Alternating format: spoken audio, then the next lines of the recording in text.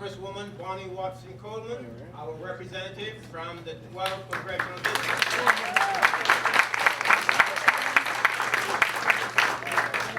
I think we would all agree that in Plainfield we love our Congresswoman, and I know that the same is true across the 12th Congressional District.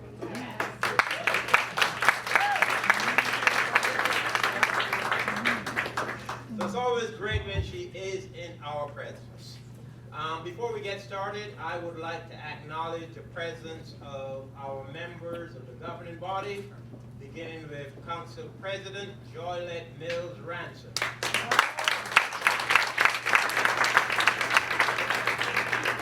Our Vice President, who is making his way up to the front of the room, Steve Hockaday.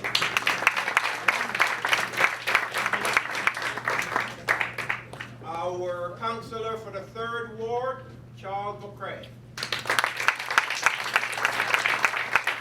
Followed by our 1st and 4th Ward Councilor, Barry Good. Our at-large councilperson, Elton Armati. And our 1st Ward Councilor, Ashley Davis.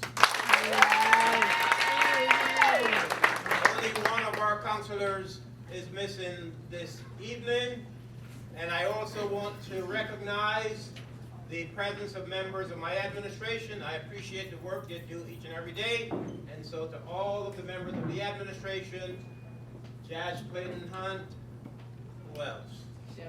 Shep Brown, Sharon Peterson. I appreciate the work you do every day, so thank you.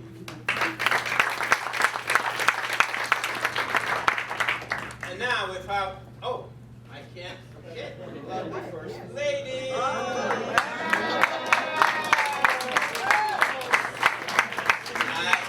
have to go home this evening.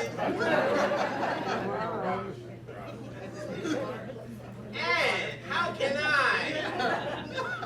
I be so remiss in not introducing our favorite assembly person from the 22nd Legislative District, our own Wonder Woman, Linda Carter.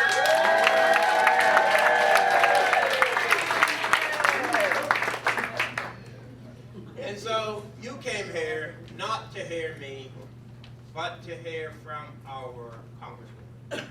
And so at this time, it gives me great pleasure introducing to you our Congresswoman from the 12th Congressional District, Bonnie Watson Coleman.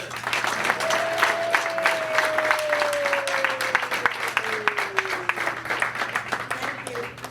Good evening. Good evening. It's good to be in Plainfield. Yes. The mayor did such a great job in introducing all of the elected officials that are here. Thank you for being here. I know you all are busy. I appreciate your being here because you become ambassadors and facilitators of information and feedback for us. And so it is really very important that I get a chance to interact with you on whatever level, including the assembly.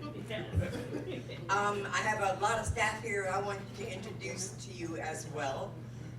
The strange guy with the camera sticking up there in his hand is Mike Shanahan, our Director of Digital Communication. I get that right? Okay, that too. Jordan Lewis, the target of Assemblywoman Linda Carter. Rob Matos Moran in the back. Jossie Edwards in the back. Delara, I won't even try to say Delara's last name. Raise your hand so everyone knows that you're not the other ones. Petra Gaskins, who's back there, and you've dealt with her quite a bit. Jamie Gill Martin, who's a person that you have to knock down in order to get on the schedule, because she minds my schedule like even my husband has to get permission. And that's okay. And of course, my Deputy Chief of Staff and the Director of my New Jersey office, Carrie Osmond. And last but not least, did I say Rob? Okay. And last but not least, the Chief of Staff, James G.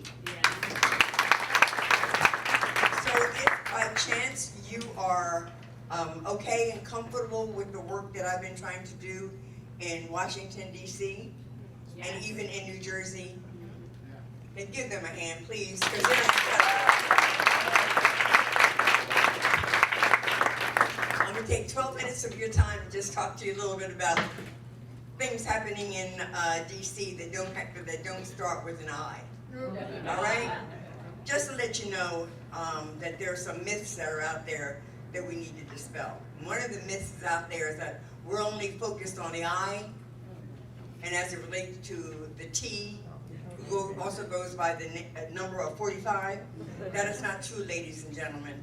There's a couple hundred pieces of legislation that the House has sent to the Senate that Mitch McConnell, more notably known as Moscow Mitch, has been sitting on. So let me just tell you the kind of legislation we're talking about.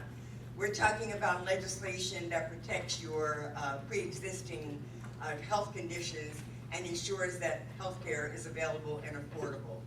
There are legislation that ensures that your right to vote is not impinged on any level, and that the dark money that's in these campaigns that create all these opportunities to rob and steal campaigns is not allowed, and that there's accountability and transparency in these elections. There's several pieces of legislation, two in particular of late, that have to deal with making it more difficult to get guns without having the appropriate background check, or having the background check figured out before you can actually get the gun in your hands. That's been sitting there for months.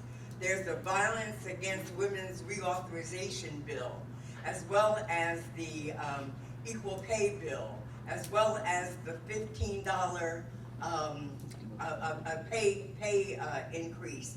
There's the climate action now. There's one that says save the internet and make sure that is accessible to people irrespective of how much money we make. The internet ought to be free and available to us.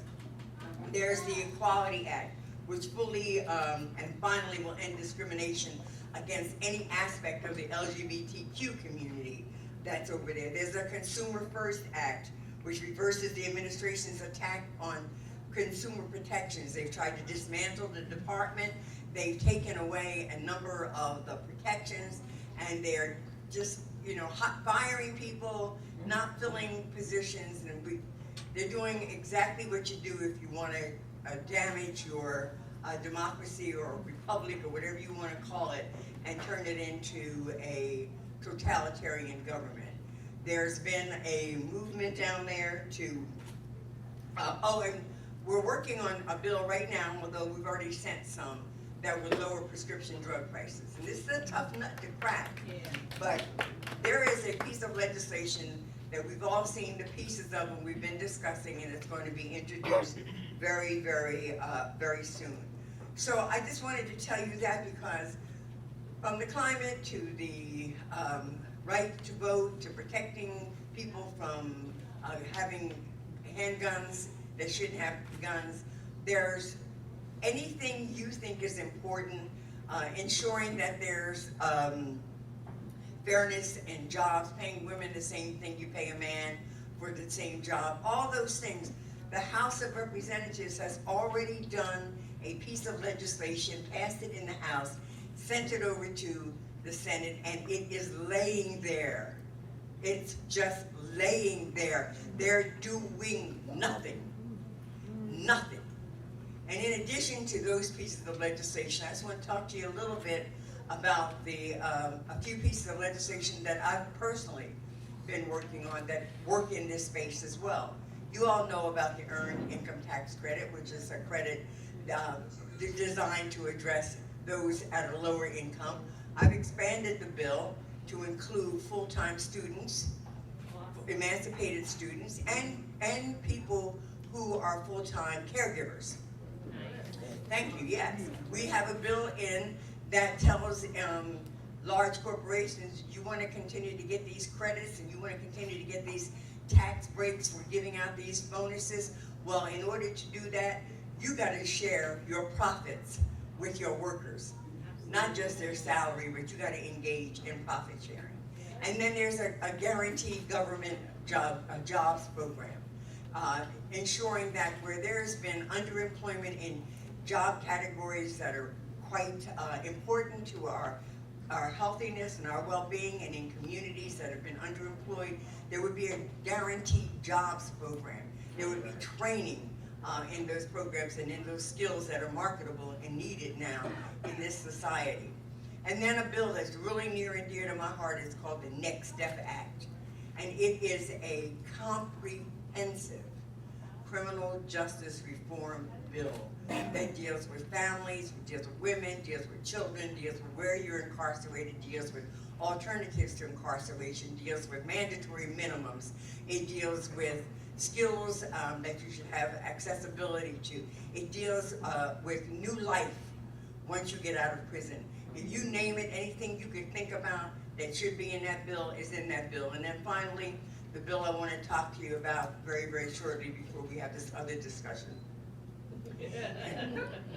is I have a bill in that says that government should ban the use of all for-profit private prisons. You can't have criminal justice reform and then build an industry that lives off of who gets incarcerated. And the final thought is that I'm on Homeland Security, you know that. I'm also on appropriations now, which is yay. Yeah. In appropriations, I'm on the Transportation and Housing and Urban Development Subcommittee, the Labor, Health, and Social Services, and all that committee, and the one on the Interior. And so when I get to go into these committee meetings, subcommittee meetings, I get to look at what's being talked about in communities that generally are underserved. And so we look to put money in things like, let's look at the disparities in healthcare. We need to have more research done on why do Black women die at a higher rate from having a baby, and why do the babies die at a higher rate, even if the woman's socioeconomic status is equal to a white woman. We still disproportionately have failure and fatalities in our community. I'm also the chair of the Emergency Task Force, Congressional Black Caucus Task Force on mental health and Black youth suicide. Because while we're finding that suicide is on the uptick, it is disproportionately impacting Black community and young community. I mean, when I talk about young, I'm talking about 5-year-old. And how does a 5-year-old think that that's something that you should do? 5, 9, 12, 17. And we've had a series of hearings on that. And y'all know that I've already been like the co-convener of the Congressional Caucus on Black Women and Girls, and we're doing as much work as we can. And we're going to continue to look in the issue of missing Black women. Why no one else seems to be looking at this. So that just kind of gives you an idea of some of the legislation that I've been working on, some of the hearings that I've been involved in, and some of the concerns that I've been raised. But this has been an incredible 8 days, 9 days. We all knew from the giddy up, that the result of this election was shaky. Can we say that? Shaky? That something went wrong there. And we spent time, trying to justify, okay, no one likes Hillary, you like her now. We didn't really have a reason to vote, no one was speaking to our word, yeah, we do now. And on and on and on, and then we really ultimately know that that election was stolen and rigged, and that Russia was intimately involved. And as we found out that Russia was intimately involved, we found out that somehow the president is engaged to Vladimir Putin. and we don't understand the why of it, but there's been so many illustrations, including this very last one, ladies and gentlemen, as it relates to the Ukraine, that Putin is pulling his coattail. So in this latest issue, he was found to have had a conversation on the telephone with the new president of the Ukraine. And in that conversation, you all know that it got to a point where the president of Ukraine said, we are just about ready to buy Javelin, I think it's Javelin weapons from the United States to help us with our defense. And the very next word out of the president's mouth was, yes, and I'm going to ask you to do me a favor though. Meaning, we can deal with that, but we have to deal with this first. And so, the purpose of the $341 million, I believe it was, that was earmarked for Ukraine, was to secure its sovereignty against Russia. So in addition to the other reasons that Trump wanted President Zelensky to do what he wanted him to do, his favor, by what he did was continuing to do Putin's bidding. Because if the Ukraine can't protect itself, then Russia will just go in and take every single solitary bit of it. And then when you hear the President of the United States say, well, I think Zelensky and Putin are going to make a deal, so things are going to be better, and I think we should bring Putin back into the G7. Putin got kicked out of the G7 for what he did to the Ukraine, you know? So we know that. But in addition to that, you know, the funkiness that we thought existed with regard to Russia and the president.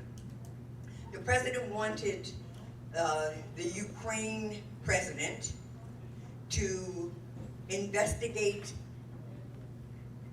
Joe Biden and his son Hunter, who was hired by some energy company in the Ukraine, and Joe Biden, who had called for the removal of a very corrupt prosecutor that the whole world was calling for his dismissal. Those issues had already been investigated, and there was no wrongdoing that was found. So even though a subsequent prosecutor tried to curry favor with the president, his name is Lustenko or something like that, by suggesting that the investigation to Giuliani could continue on, because Giuliani's been dead in the middle of all this mess. What the president did in that conversation was basically use the leverage of the $341 million that was there for Ukraine and any other leverage he had in order to extract a favor that would help him to get elected. He was inviting them to come in, fabricate a lie against the one person that he thinks is the most possible person to run against him. I'm not even sure if that's true. He's going to like really blow up when he finds out it might be someone else. But what he did in just that exchange, without saying, I'll give you this if you give me that, but just inviting him to do that investigation, to bring that dirt up again, is a violation, a betrayal, an abuse of power, and because of everything else, it threatens our national security. So Nancy Pelosi, God bless her, I would never want to be her. She has withstood incredible pressure from us and from you all, I'm sure, and anybody else that could catch her on the street.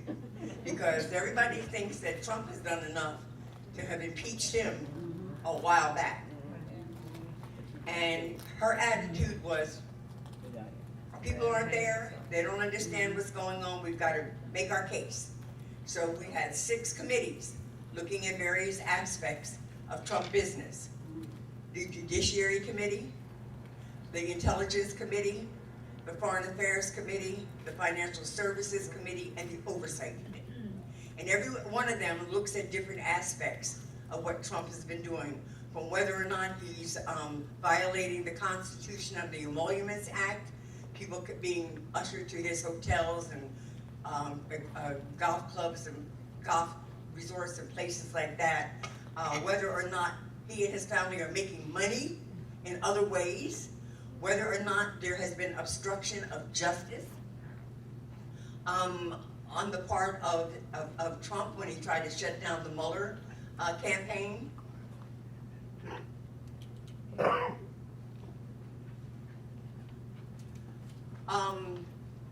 James just gave me something, I can't even hardly read it.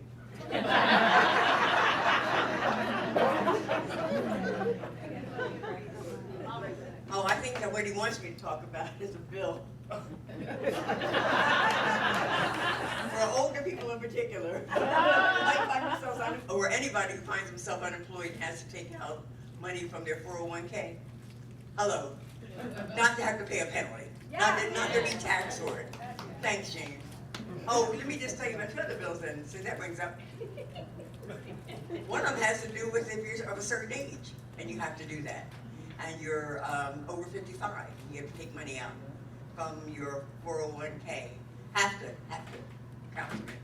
Not wanna, have to. Before the age that you don't have to pay a hefty fee. And the other one was two bills that would tax incentives to employers who hire people who formerly incarcerated and older workers. So anyway, back to this. So here we are now. We've had 1 week, and every time you turn the lights on, something else comes out of this.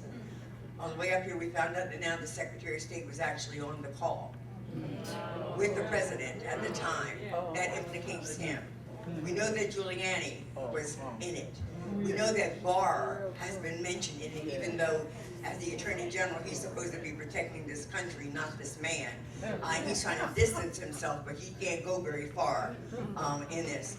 So the Intelligence Committee is taking the lead on the investigation into this issue with Ukraine. And several witnesses are going to be called. Nancy Pelosi's position is this is a now, not a later. We have to move expeditiously, but at the same time, we have to do two other things. One other thing is that the 5 other committees, or the 4 other committees, have to continue to do their investigations and all of the things that they're looking into in terms of Trump business. And then the other thing that we have to continue to do is that which we do every single solitary day, and to legislate on the issues that you all sent us to deal with. Healthcare, jobs, infrastructure, security and safety, gun safety, you name it, climate. That's what we're doing every single solitary day. So I was at an event right before coming here, and I'm going to sit down and take your questions. Because I had a knee replaced 5 weeks ago, and I'm just kind of standing up here, but it hurts. I had a gentleman tell me at an event that I just left. He said, no one talks about all the work that the House of Representatives has been doing, but I've been watching the legislation that you all have been debating and passing, and the committee meetings that you've been holding, and the things that have come out of it. But no one seems to really want to focus on that. Clearly not the media, because it's not sexy and salacious. So I've come out here to try to inform you of some of the stuff that we're doing, and I ask you to talk to somebody about what you heard. And so I thank you for giving me this opportunity to kind of bring you up to date, and I ask now that you feel free to pepper me with whatever questions you have, members of council and Assemblywoman and everyone else. I'll try my darndest to answer them. But finally, before I do that, let me just tell you, Plainfield, you're really important to my being elected to the House of Representatives. You're a significant block of votes that stand up for me when sometimes things get rough. So let me thank you for having my back. And I pray that you think that I have your back. Thank you.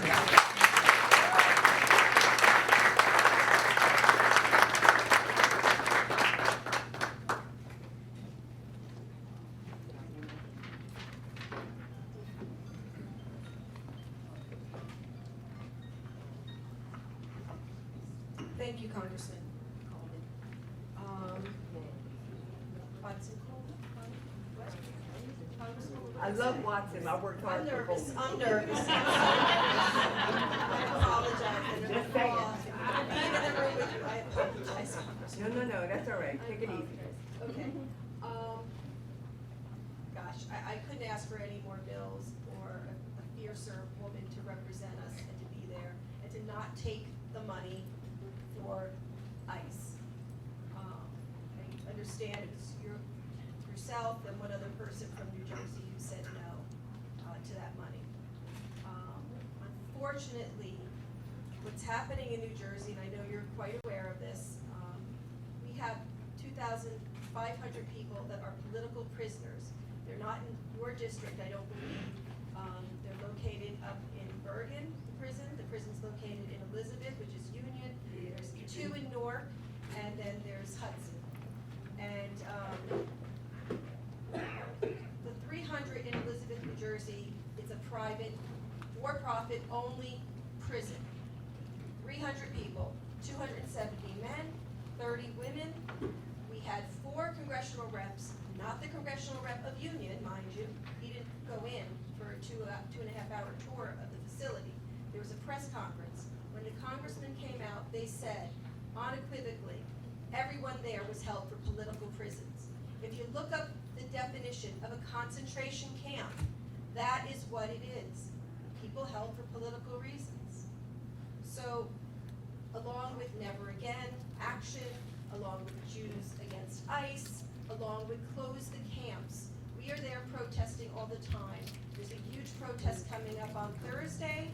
We're there every Sunday. My friend, activist running for school board in Elizabeth, youngest one in the state on the ballot, 19 years old, Hassan Little. We're there every Sunday protesting in Elizabeth.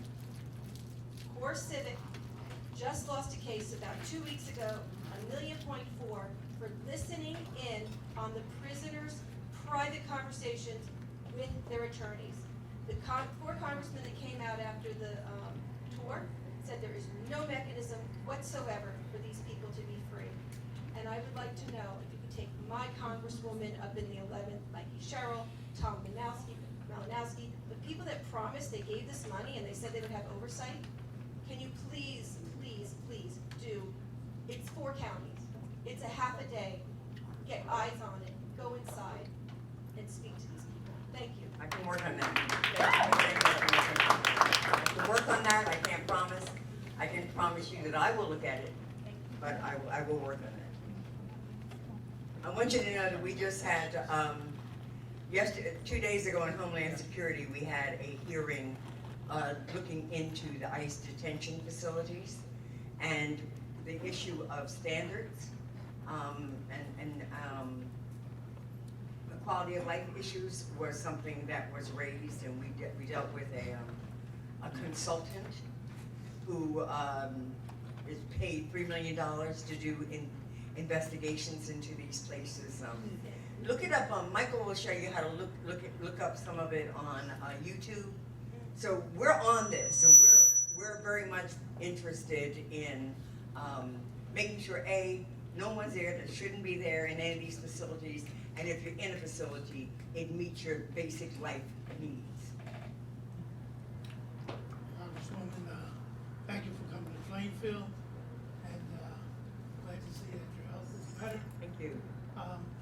One of the things that I'm so proud of you particularly about is the BDS anti-boycott that went before Congress. And what it does is that it exposes our right to boycott anything that is an injustice. And to go further, I've fought half of my life against apartheid. And apartheid is in Israel. And this government gives $2.8 billion a year to a government that makes Palestinian people suffer, and children in particular. And I was wondering if you are the co-sponsor of HR 2407. Which does what? Betty McCollum put What- before What does it do? to save the children of Palestine. I think I am. I think I am on that bill. Huh? I'm not sure. Yeah, I think so, I'll check on that. But let me deal with that issue, please, because that was a tough vote for me. Because I don't support the BDS movement. Because the BDS movement is about a single state solution, and it is not about peace. I believe in a two-state solution. I believe that there should be a coexistence, and that there should be peace in that region. And I don't think that that BDS movement seeks that, nor do I think Netanyahu seeks that. But I support Israel, but I don't support stuff that's happening there. But let me tell you this, my position on that issue was under no circumstances can I, as a black woman who would not be in Congress today if it were not for boycotts and other demonstrations, I could never, ever, ever say that it's illegal to boycott anything. That is a civil rights tool.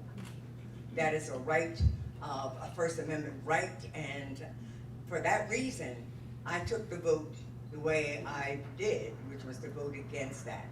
But I need people to be clear that I believe that Israel is a democratic country that shares many of our values. I don't think it's perfect, like I don't think we're perfect. But I think that I'm looking forward to changes hopefully coming out of this recent election. That there will be a movement towards a two-state solution, and that there will be a recognition that we need to protect the innocent children and women and others in Palestine. Thank you.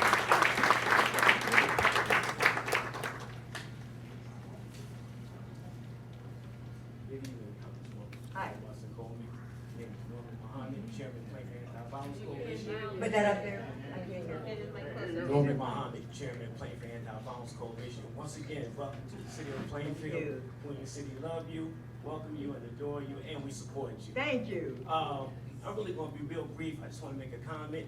I fairly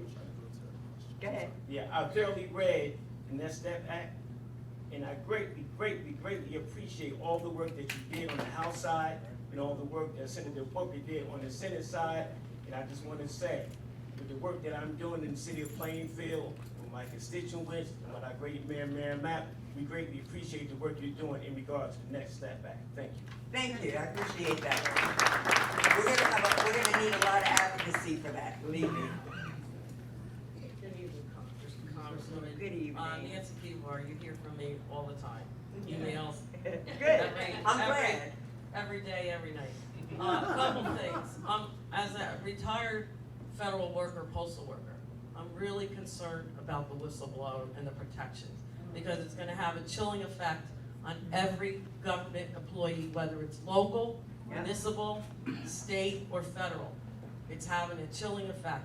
There's also been attacks on postal workers within the past two, the one in Texas that got killed, and also there was one that was in South Carolina, that they have 70 police officers, law enforcement, postal inspectors trying to find out who shot her to death.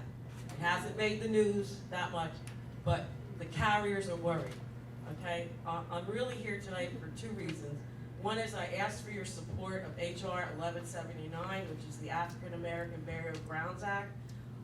37 co-sponsors have been put on there. There's a cemetery in Bedminster. We even have one in Plainfield that nobody knows about.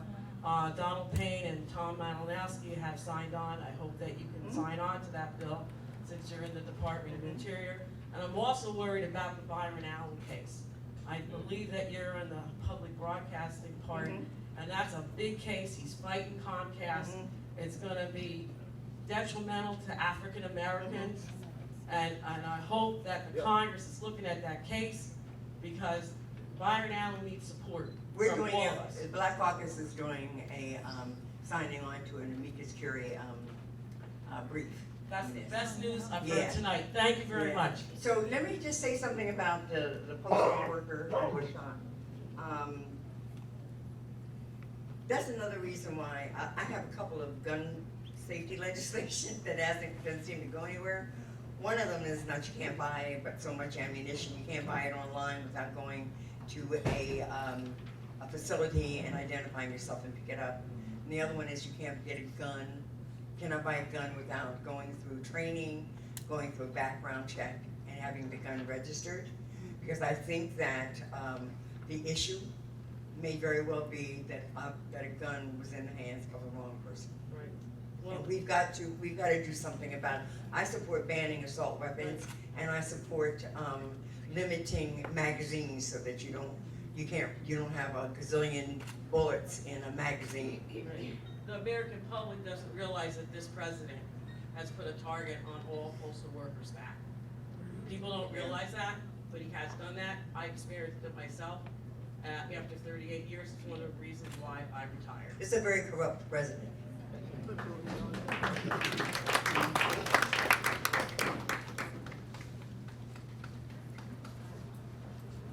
Any other questions? Yes, we have a few more, Congresswoman. Mary, why do you think Hi. I actually have a few comments, an update. So we were speaking about gun safety. My name's Lauren O'Brien. About 4 years ago, October 7th is the 4-year anniversary of Moms Demand Action for Gun Sense in Union County, which was, the Congresswoman was our very first speaker. I passed the leadership of that group on about in March 2016. And now I started a state chapter for metastatic breast cancer patients. I wanted to let you know, we wrote a state resolution that President Sweeney will be reading for October 13th is National Metastatic Breast Cancer Day. The reason I'm telling you about this is that actually the daily deaths of this disease kills more people than gun violence every day. 115 people die a day from breast cancer that spreads from the breast to another organ. It is incurable. Only 2 to 5% of research dollars go towards treatment for these people. I'm from Scotch Plains, my good friend Tammy Bowling. She and I co-founded this together. We're going to be at a Stampede October 10th in Washington, visiting the Senate to push some federal bills to support patients. That's what I do in my volunteer time. We have a Facebook page called Metavivors of New Jersey, and I'll be here if you want to, if anyone probably in this room knows someone who suffered or is suffering from breast cancer. And unfortunately, if you have an earlier stage of breast cancer, 30% of the time it will come back as incurable. I also want to say today was my first day of work I'm going to be running a statewide campaign in New Jersey for climate change liability, which is going to be concentrating on pushing for the state of New Jersey to start investigating polluters, I can't say who yet, but polluters who we feel are responsible for climate change damage in this state. It's a national stream of action, and New Jersey is getting on board. So climate change, we're here to fight you. Thank you so much for all of your support always. Thank you. And 4 years later, here we are. Thank you, thank you, thank you for all three things that you brought us up to date. Thank you.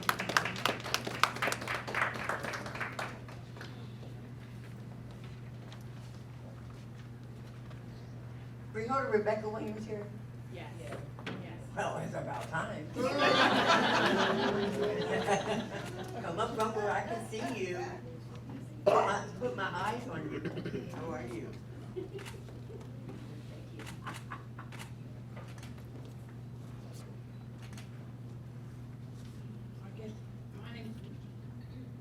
My name is Marion Trabelsi. I'm a resident over 30 years.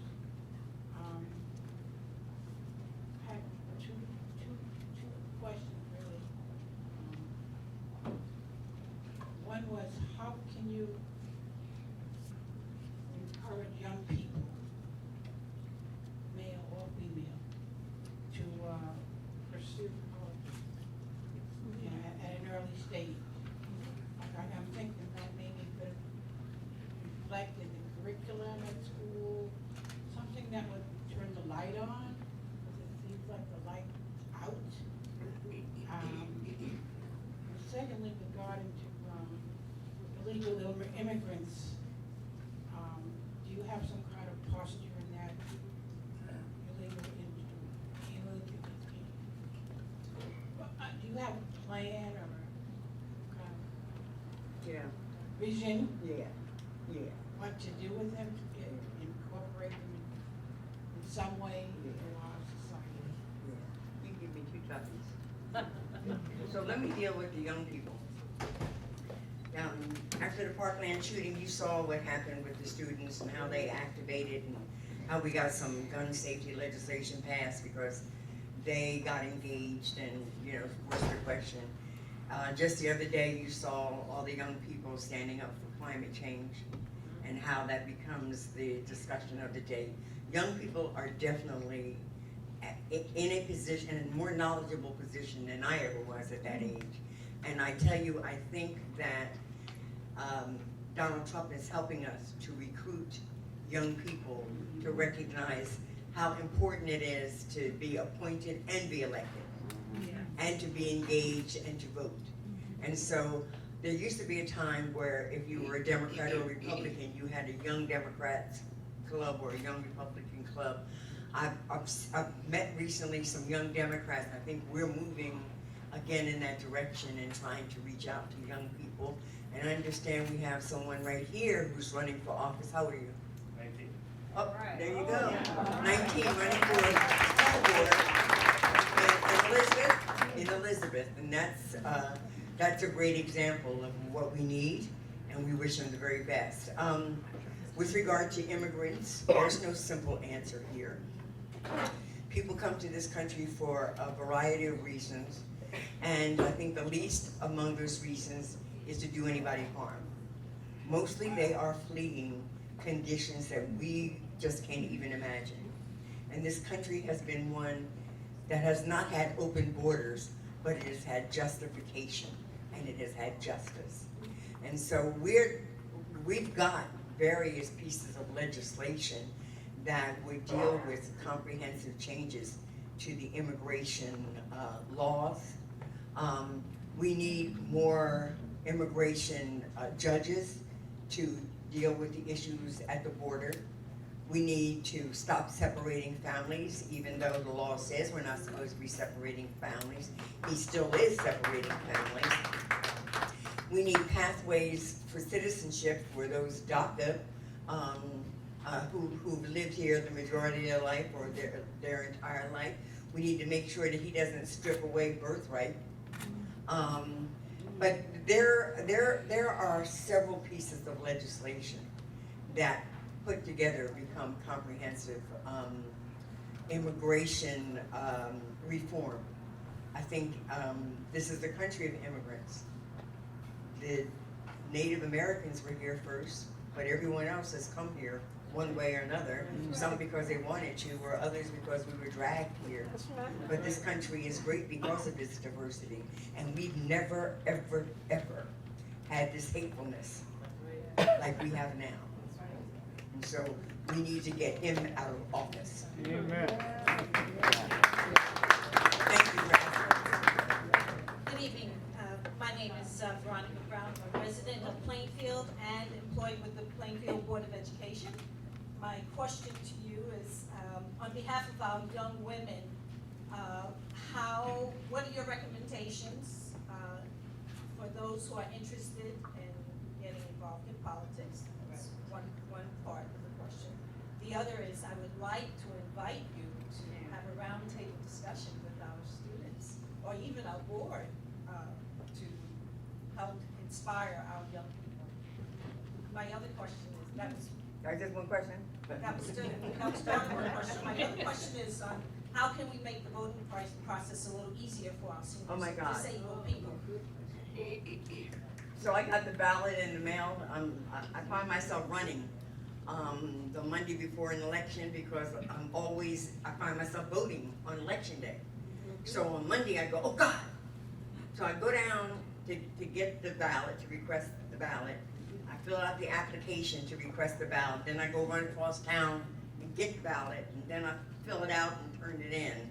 And that just ought not be that way. So I was smart the last time. I filled out a request for absentee ballots, and I'm relatively knowledgeable about this stuff, and I tell my husband, your ballot request has come in the mail, and I looked at it and I said, oh, This is the ballot. This is the ballot. So I think we need to do a number of things. I think that we need to have voting, early voting. I think that we ought to have voting in places like malls and other places where people go. I think that we ought to make a vote by mail simpler. And I think we need to be voting on weekends. When people are off, as opposed to having to come away.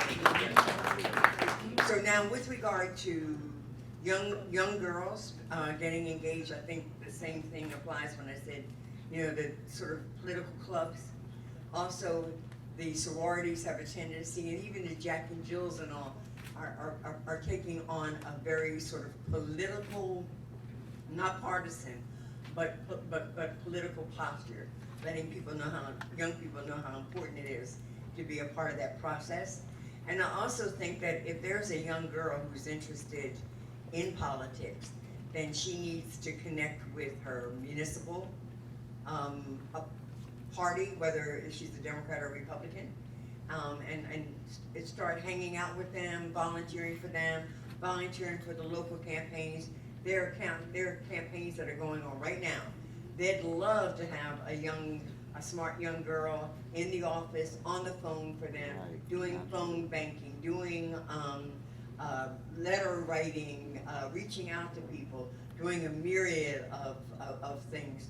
That's the way you get involved. And then the price is right because they're volunteering, right? Thank you. Thank you.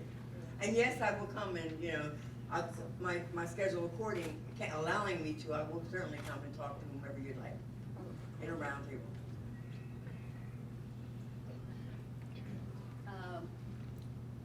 Hello. Hello. Okay, my question has to do with, I would like to get a copy or something, or where do you go for the different bills that the House has put together that have been stopped because of Mitch McConnell. And I want to know, how does one person have that amount of authority to stop bills coming out of one aspect of our government into, even if he wants to vote no, I still think there should be a way that those things should be presented to the Senate and to everybody in the country. Because what you said previously, I had no clue. All right? See, yeah. But let me finish. And my question still is. Sorry.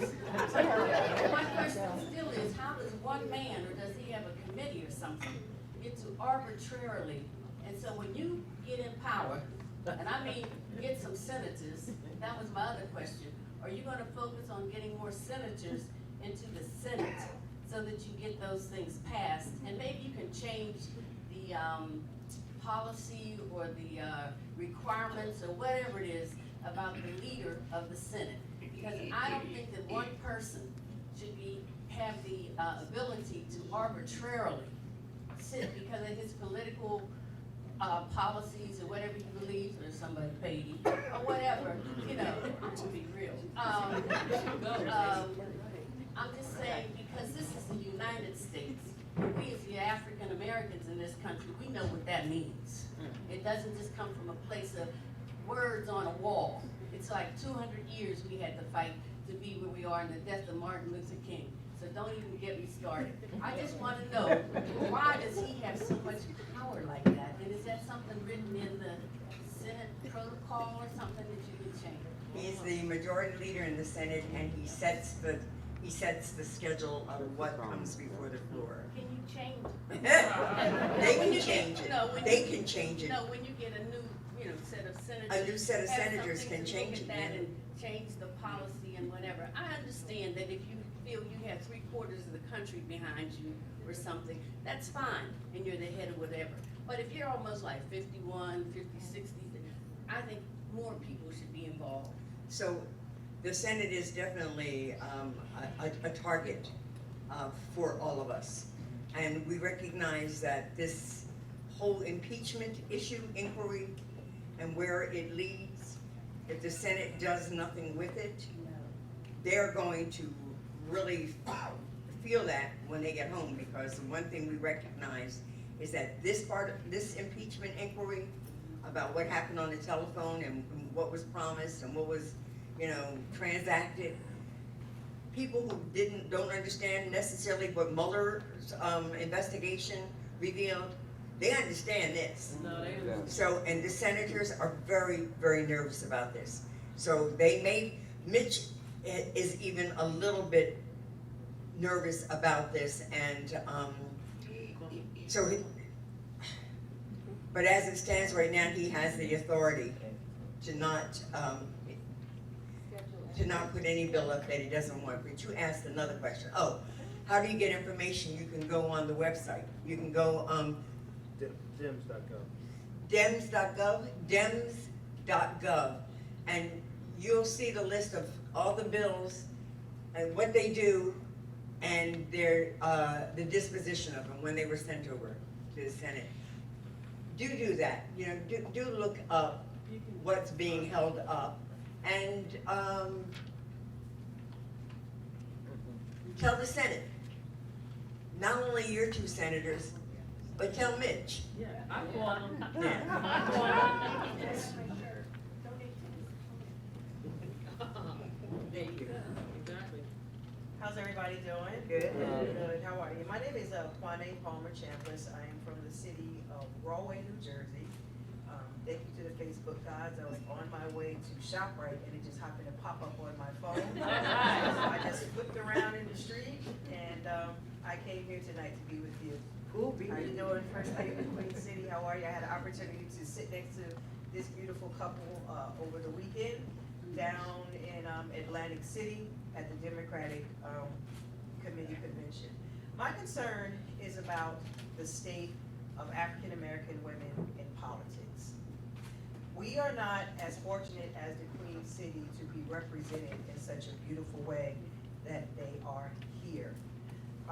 While I do not want to be adversarial to the Democratic Committee in Rahway, I do want to shake some things up because we are being ignored. And we know that there is not a election in the United States, right, since maybe 1964, where the majority of white voters have put any Democratic person in. And we know the power of the black woman vote, but I do not think it's being respected where I live. So now, what advice would you give me as a person who I don't want to be adversarial, but I don't want to keep seeing sisters being overlooked and being told it's not your time. Wait while we give them the vote without question, without demanding anything in return.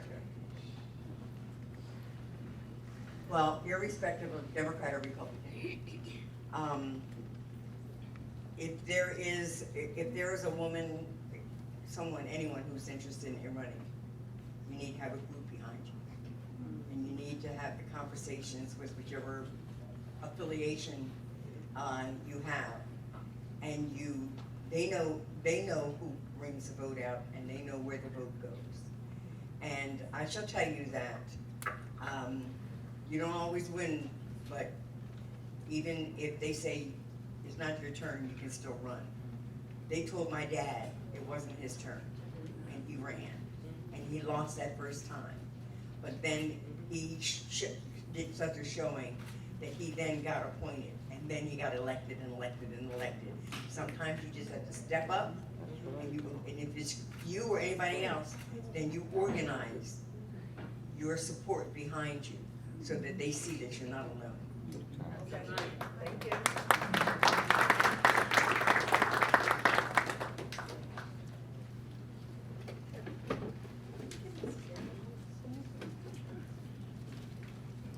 Hello. Hello. I'm Claire Van Blake, born and raised in Plainfield, New Jersey. I have a question about Social Security. I find myself on Social Security. I'm battling lung cancer for the second time. And I've been thrown in instant pot, basically. I had to use all of my resources on my first bout of lung cancer to pay my medical bills. So my reserves are gone. Because I had to retire early and take Social Security, I get the lower amount. So I'm saying to them, well, okay, by the time I get to 67 and a half, which they want to work you into the ground before you get your job on Social Security. Now, you won't get the higher amount, you only get the lower amount. Well, where's my money going? That I worked all these years to put into Social Security, and they're finding every way to keep it from me. My medicine is $3,500 a month. I'm lucky to be able to go to the drug company directly, but now I've got to pay for all my other drugs that I have to take, because I'm not covered under the drug plan, because the cancer medication takes my whole allotment for the year, so I'm not covered under that. Then you've got to pay the $135 from your Social Security amount to pay for the first round of insurance. Then I've got to pay to get a secondary plan, so there's not much left there. Then you've got to get a job, because now you can't pay your bills. So you get a job, but you can't make over a certain amount, because then they penalize you. So they get you coming and going. So I wonder what you can do to help with that. Well, first of all, my best to you in your second bout. Just like you overcame the first one, you'll overcome the second. Right, that's right.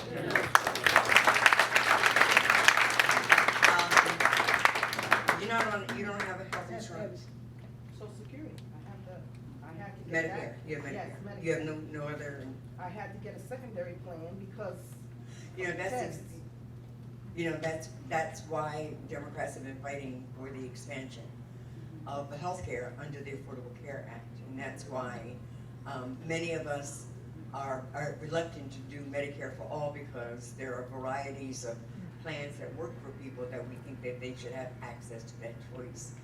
With regard to your health care, that's an issue that we're fighting Republicans about, expanding and ensuring that you have the medical coverage, that you have the prescription drug coverage. And the fight that we're doing right now with trying to lower prescription drug costs, something I hope will benefit you. John Larson, who is a member of Congress, has a very good Social Security proposal, which grows with inflation, and its minimum benefit is increased, and then it increases, ever so often. And so that's something that I've signed on to, and a number of people signed on to, and if we can get, I think, changes in an administration, you might see some of those. Right now, though, they're trying to take away Social Security and change it and do all kinds of mean, nasty things to it that we're trying to fight and stave off. There is a second part? So I was there working with Robert Moran. I called and spoken to him. Oh, Robert. Yes. Montrose Moran. Yes, because I had a situation again. I called Department of Treasury, and when you call there, you can't get a direct number. They won't give you a name. They won't give you their last name. They won't give you a direct phone number. They won't give you their address. And they just tell you, you're kind of on your own. So I got tired. I called Robert. Very helpful. But still, they don't have to give you any accounting. So they said I owe them X, Y, Z amount of dollars. They just send you a bill. Here's what you owe us. Pay it. That's it. Show me what, if I put it on a credit card, you've got to show me I charged it. Here's the charges. Here's what your interest, and here's what you owe us. Who sent you a bill? Department of Treasury. Well, they have to have an explanation. They don't. They didn't. Then don't pay it. They didn't. No. They said I owed them. The problem is I fell and I had my neck fused 8 years ago. 11 years ago. There's got to be an appeal process. Look at the back of the. I appealed it all the way up and lost. The Department of Labor okayed my surgery, and then they decided, oh, you've had the surgery, we've changed our mind. Now you owe us this money. Okay, let me ask you if you would just follow up with my staff. Let us look into it some more for you. Absolutely. If you just use Rob as the contact person back there because he has some knowledge of you. Well, I'm just saying, they have no accountability. They don't have to answer your questions. And They have to answer ours. Yes, they do. So let us.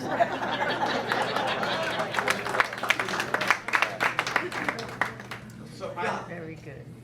So I have to questions, Representative Watson Coleman. Blacks represent about 12.1% of the population in the United States. But we are disproportionately represented in the prison population, not because we commit more crimes, but because of systemic injustices that exist. We are not able to be represented at the polls in the same numbers because so many of our people are incarcerated. Is there anything that can be done to restore voting rights to the incarcerated so that we can have a greater say in the electoral process? Actually, I think there's a piece of legislation that has been introduced, or at least discussed, that has to do with providing incarcerated individuals with the opportunity to vote. They have the right to vote. Is it Vermont, James? In some states, is it Vermont? Yeah. Florida. No, not Florida. Yeah. In states that are underrepresented as it relates to people of color. So yeah, there is some legislation that's sort of in the hopper being discussed about restoration of voting rights for those under certain circumstances who are incarcerated, particularly those who are in prison waiting for, in jails waiting for their trials. Therefore, things like can't pay your tickets, can't pay your child support, can't pay your this, can't pay your that, nonviolent, drug, kind of things like that. Yeah. And my next question has to do with the fact that Plainfield is along the Raritan Valley line. And we have been fighting very hard for a one-seat ride into Manhattan because of what it means to our economies along the Raritan Valley line. And it is being said that for every minute saved going in and out of Manhattan, that property values rise by $3,000. And so there are a limited number of slots going into Manhattan, and that has been the argument against the Raritan Valley line getting a one-seat ride. But we have an issue with funding for the Hudson Rail Tunnel. We also have an issue with the Portal Bridge, which gets stuck oftentimes. But we also know that our president has been tampering with funding that was already agreed upon by the previous administration. What hope is there that funding will be made available so that we can get that tunnel? I can't believe you're asking me this question. I wasn't at the Democratic convention this weekend because I was on a train. I was on the kind of train with a couple of members of the Appropriations Committee, the Transportation, Housing, and Urban Development. And it was one of these trains that has the big window. And so you see this way, but you're going that way. So we went from Washington, D.C. all the way up through the tunnels into Penn Station. And the purpose of that trip was to look at all the projects that needed to be done. And then, so we saw the tunnel. We saw the fact that New Jersey Transit alone operates 40 trains a day, but really has a need for 80 trains a day. Yeah. We know that you go from 4 tracks to 2 tracks as you're going into New York, but if you just open up these tunnels, we can take 4 in and 4 out, and we can double, triple, and maybe that creates an opening for that opportunity. On the second day of that, CODEL is what it's called, we went and had a briefing at the Port Authority. And we talked to New Jersey Transit, Amtrak, Port Authority, and the Gateway Development Corporation. And we talked about the various aspects of the Portal Bridge, as well as the Gateway project. The Portal Bridge is probably closer. They think that they remediated every question and concern and excuse the feds raised to give it the rating that it gave it, which didn't allow it to go forward. And the state of New Jersey put more money behind it, so that can't be an issue now. So we're thinking that they're gonna get an answer from the feds before the president puts it in the budget. So we should know within a couple of months. And Amtrak seemed to be optimistic. The Gateway Tunnel project is another project that is equally important, if not more important. And so they showed us the issues underneath the tracks, as well as it's not just going through the tunnel that's an issue, it's not just the two tracks coming from 4 to 2, but it's even the wires overhead that provide the electricity to the trains. All of that is part of that Gateway project. We are trying to answer every single solitary question that the federal government has placed upon us in order to qualify for that project. But Donald Trump said he'd rather close government down than to fund that project. So unless he has a change of heart, there has to be a change of presidents.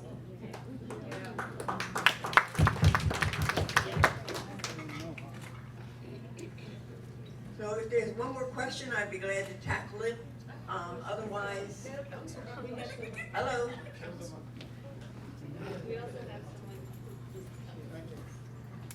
Councilman Steve Hockaday, 4th Ward Councilman. Thank you so much for being our Congresswoman. It's a joy to have you there. You're very well representing us.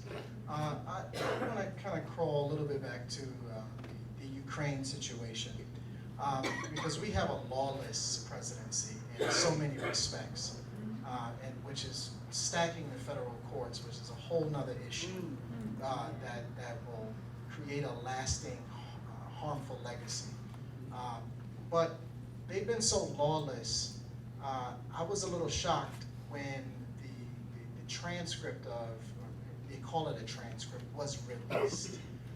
When there's so many other things, including his tax returns that haven't been released, and we've been asking for years. So I was a little skeptical about the hasty, the almost immediate release of this transcript. So I don't really trust it. And part of me, what I want to get your opinion on is, you know, there's some that think that he's really inviting an impeachment because somebody advised him that an impeachment process will bolster his chance at re-election. So just speak about what your colleagues in the House have thought about that and the calculation that now is the time, and you know how we can ensure that this doesn't result in him being re-elected. Thank you. Well, with it being an impeachment inquiry, there's greater access to that information that he's been stonewalling now, and the repercussions of not turning it over are greater.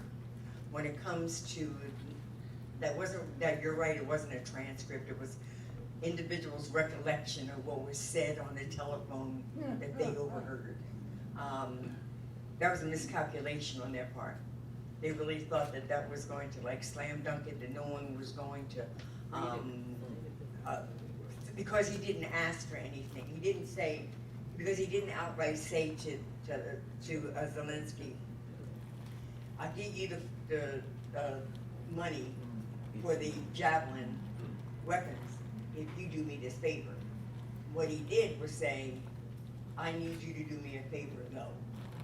Immediately after Zelensky told him, we're just about ready to buy them.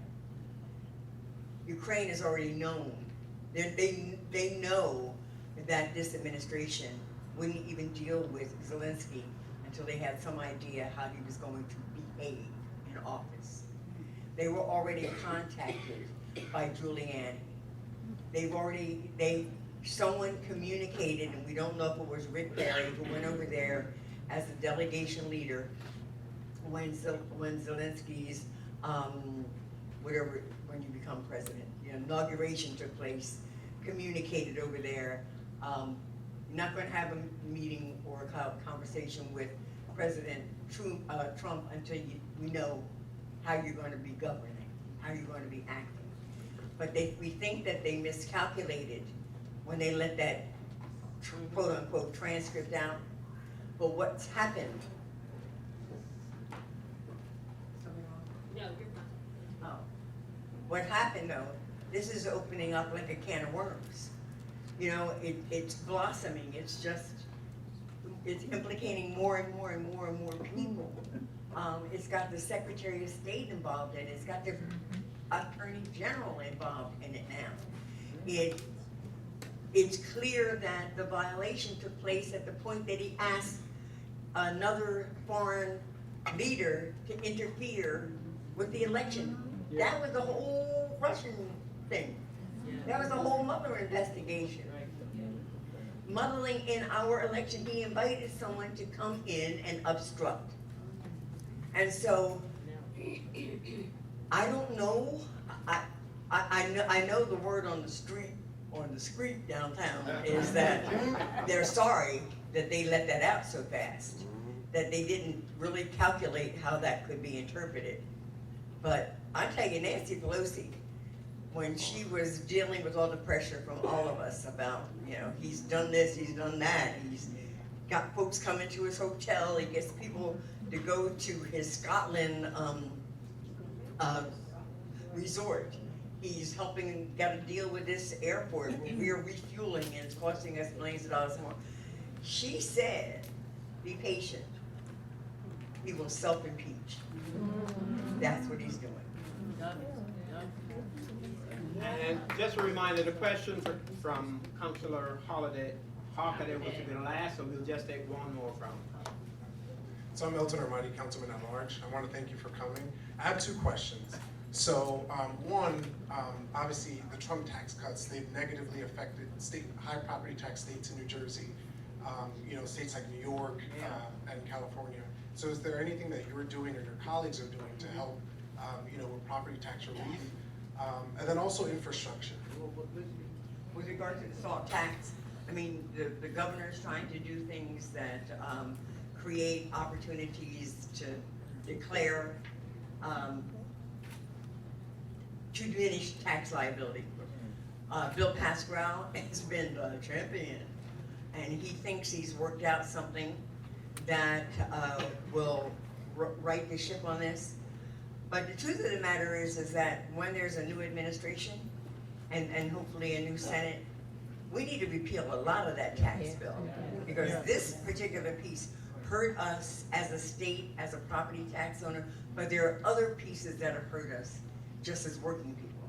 You want your second question? So with infrastructure, I know that Democrats thought that that's one area they could work on this president with. They went to the White House last week, trying to talk to him about infrastructure again. And he said, can't talk about anything as long as we're talking about the Ukraine issue. There you go. So I want to thank you. Some amazing questions.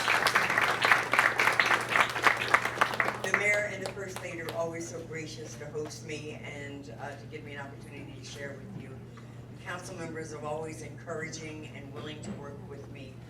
And our Assemblywoman has just been doing a fantastic job, as well as our county freeholder. Keep the faith. Keep the faith.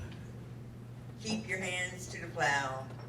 Make everybody that you know register to vote and then to vote, because our lives depend upon it. A democracy is a great form of government. A republic is a great form of government, whatever you want to call it, but it is fragile.